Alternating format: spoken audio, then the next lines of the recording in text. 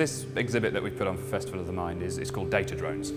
So it's all about controlling small drones, small indoor drones, little toys effectively, with data from a number of sources. And the main source that we've chosen is Twitter. We're basically monitoring all of Twitter for certain keywords. At the moment we're looking at keywords like drone, so when people tweet about drones, or data, or Sheffield. And as those tweets come in, the aircraft will climb. So it gives you a real understanding of how popular a topic is at the moment on Twitter. You can definitely hear now the drones are flying. So what we've got is the drones on over each of their podiums. You can see cables, they're tethered to the podiums so that we can power them constantly because batteries don't last too long. We like to run this for an hour at a time. And then behind on the screen you can see the live tweets coming through with the keywords that we've selected. So as a keyword comes in, you'll see a drone responds by climbing slightly. And then if it doesn't get the keyword again, it'll descend back down. And you can also see on the right hand side of the screen, you can see what the drone sees. So as the drones climb and descend, you can see what their view of the world looks like.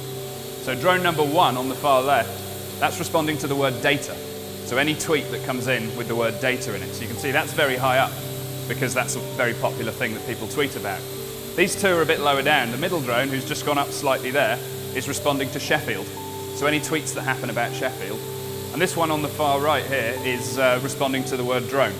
You can see at the moment nobody's tweeting about drones. A lot of my research over the past few years has been around controlling these aircraft, so how you make them fly by themselves.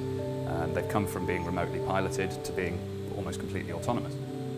Drones, when you fly them outside, usually use the GPS system, that's the satellites orbiting around the Earth, the same as your car sat-nav and your mobile phone. Unfortunately, that isn't available indoors.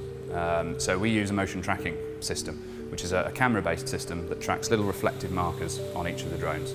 And by tracking those from multiple sources, you can work out exactly where the aircraft are, and that allows us to control them completely autonomously without a human pilot having to keep them in position.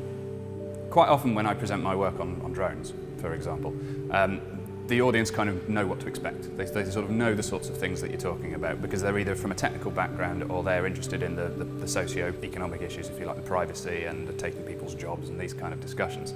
This presents things in a very different way in that we're not here talking about drones. We're using drones as a tool to visualise data, and that brings in a completely different audience of people, or people with a completely different mindset. But inevitably, they'll always ask the question, oh, so tell me a bit about drones. And it approaches the topic from a very different perspective, and it's a very nice way of interacting. I think public engagement is incredibly important. Talking about my field, talking about drones, there are a lot of negative media stories, there's a lot of negative stuff about drones, and in some cases that's justified, but there is lots of positive stuff there as well, and lots of positive research that's going on to make sure that there are really good beneficial uses for all this technology as well.